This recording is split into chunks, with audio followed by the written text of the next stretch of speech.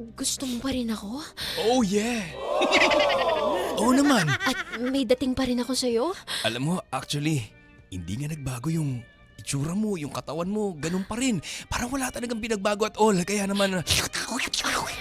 Jerry, sa totoo lang, isa sa pinakamalaking regret ko sa buhay ko ay yung pinakawalan kita at iniwan kita sa food court nang dahil lamang sa matigas na pusit.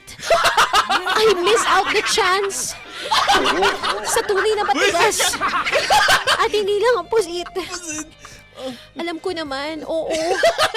Nasaktan ako nun sa sobrang tigas ng pusit. Sumakit ba yung gilagid mo? Oo, pero hindi mo deserve maiwanan.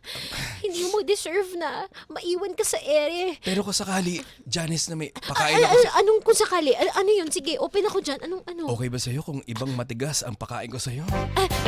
Teka, Si mamaan makapagano. may bangus? Ano pa bang matigas ang sinuserve nila sa dampa? Gusto ko ipakain sa'yo yung embutido ko.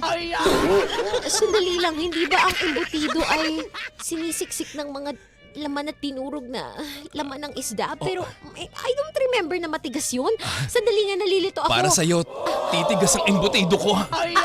Teka, ano bang pinag-uusapan natin? Ikaw, ano bang gusto mong pag-usapan pa? Sa totoo lang, marami pa kasi akong hindi talaga noon nasubukan. Oo, na-turn off ako sa pusit na matigas. Pero, gusto ko ring subukan yan. Gusto mo ba? Kahit hindi mo na itanong. Oo. Basic.